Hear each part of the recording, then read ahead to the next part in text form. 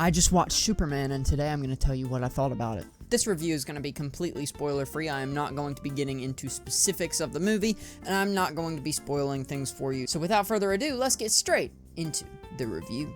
Right off the rip, I would just like to say, I like that this was colorful. I do not want, from a Superman movie, dark blue and stinking gray backgrounds, and it feeling like every single background is just completely CGI.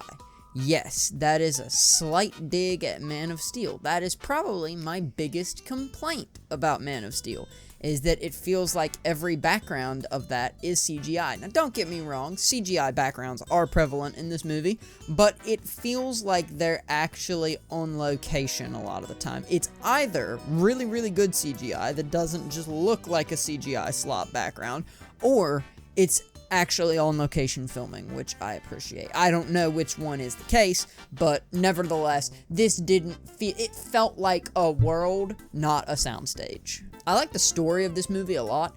I was very, very concerned upon seeing the trailer that they were going to be trying to do too much, that they were going to be trying to set up way too much. I am thankful that, for the most part, they aren't doing too much. I do think there's one or two too many characters, and I'll address that in just a minute, that we're trying to kind of keep up with. I didn't care for that necessarily, but I did like especially how Superman was treated throughout the film. And I know a lot of people aren't necessarily going to like the fact that literally the movie opens up with Superman losing. It kind of has to, to set up the events that come directly after it, and to give us an insight into the world and like how Superman heals, so that it doesn't just come out of nowhere later in the movie that, oh, he needs the sun to heal. I like how the movie opens up. I think it opens well, even if that is him losing. I think a big complaint from a lot of people about this movie is going to be that Superman does lose quite a bit, does get beat up, but I am personally glad for that.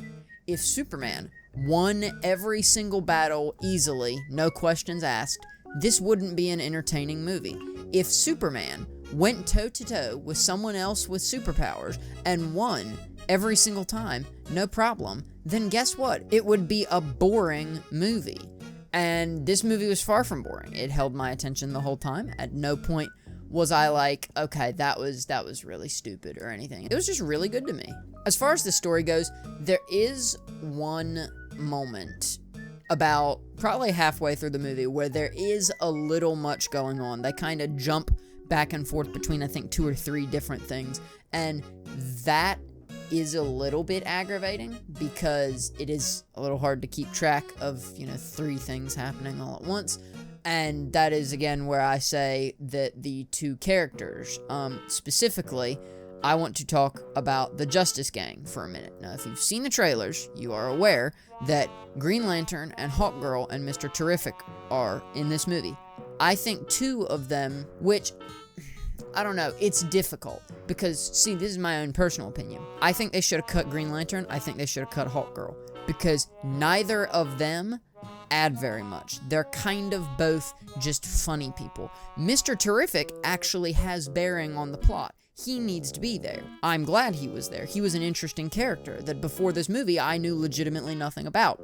And to be fair, they don't give you tons of backstory, they don't give you tons of reason, but he's there, and he's a good addition to the movie.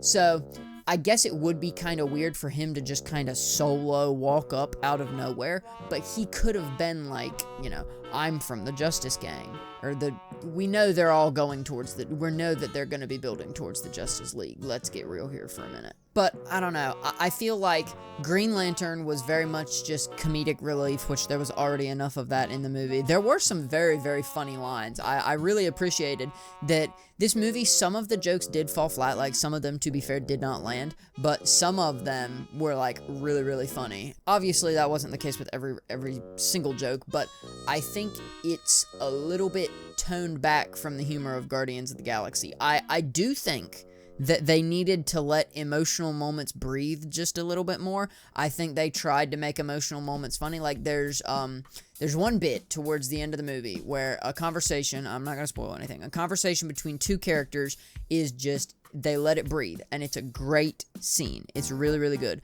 But earlier in the movie, there is a heated confrontation between two people, and they kind of sort of undercut that scene with humor. And that's a really good scene. That's one of my favorite scenes from the movie because it's a perfect example of how arguing in a movie is very, very important, and how when it's done right, it can be really, really great, and that it can greatly enhance the movie and make you think. But they undercut that scene with a little bit too much humor, and I didn't care for that much. To talk about characters a little bit more, I really like that they made Lex Luthor just evil. I'm glad that they didn't try and say, oh, he's misunderstood, or oh, he had a traumatic upbringing, or oh, he's bald, therefore he's evil. They didn't try and make him justifiable. They made him a straight-up supervillain, and I like that. I appreciate that. They didn't make him an absolute genius, capable, well, okay, in the context of the world, he is a genius. They didn't make him be able to predict every single thing, which was very nice. They made him an incredibly confident, very cocky, very arrogant, person who thinks he's going to win all the time, but, you know,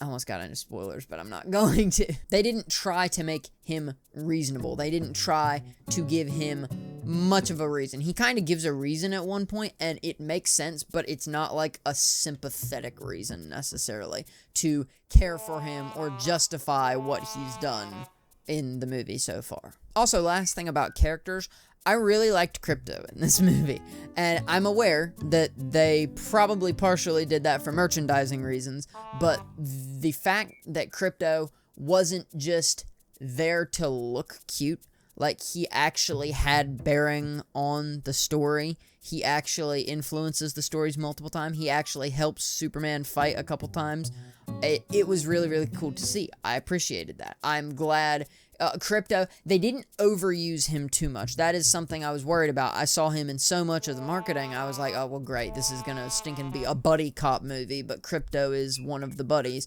No, it wasn't like that. Krypto is there and very present, and it's not like they use him as a gimmick, but they also don't over-rely on him for the story, which I greatly appreciate. The acting was all around absolutely incredible, especially from David Cornsweet, Rachel Brosnahan, and Nicholas Hoult. Everybody did a good job, but those three in particular kind of sort of stole the scenes that they were in, which is good considering the fact that they're the three main characters. Superman and Lois Lane actually had some chemistry, which was nice to see. Superman and Lex Luthor actually, well, in Lex Luthor's case, genuinely hated Superman. Like, the hatred on screen was cool to see that acting job. And I really, really liked, especially from David Cornsweet, this one scene. He shifts from Clark Kent to Superman in that one scene, and it's very, very cool because you can literally, it's subtle, but you can see him change characters, basically morph into Superman. As far as the story goes as well, I'm super glad that this was a contained story. I was worried that it was going to be trying to set up a bunch of things, trying to set up the DC universe moving forward, and it did that some, but it's not like there was an after credit scene where Batman walks in and challenges Superman to a legal fight. Like, it's not, there are after credit scenes, but it's not like there's some big setup that's maybe not gonna get a payoff if they can't secure the funding for the Batman Part 2 or whatnot. I'm pleased that the story was its own contained story that ends when the movie is over, which I like. And finally, the last thing I want to say is I like seeing Superman save people. I like seeing Superman care deeply about people not getting hurt, about people being safe, doing pretty much everything in his power to keep people safe. That is a refreshing take from the superhero genre. Anyways, this was a great theater experience, and I honestly think if you like Superman as a character, go watch this. If you like superhero movies, go watch this. If you like Guardians of the Galaxy, or any of James Gunn's other movies, go watch this. I thought it was really fun. It was a good time in the theater.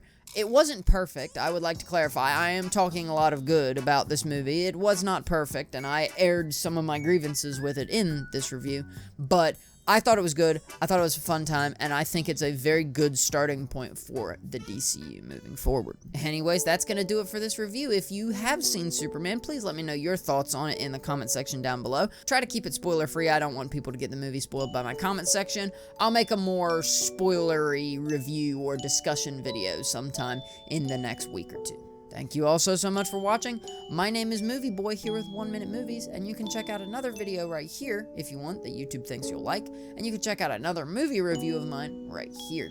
I'll see you there.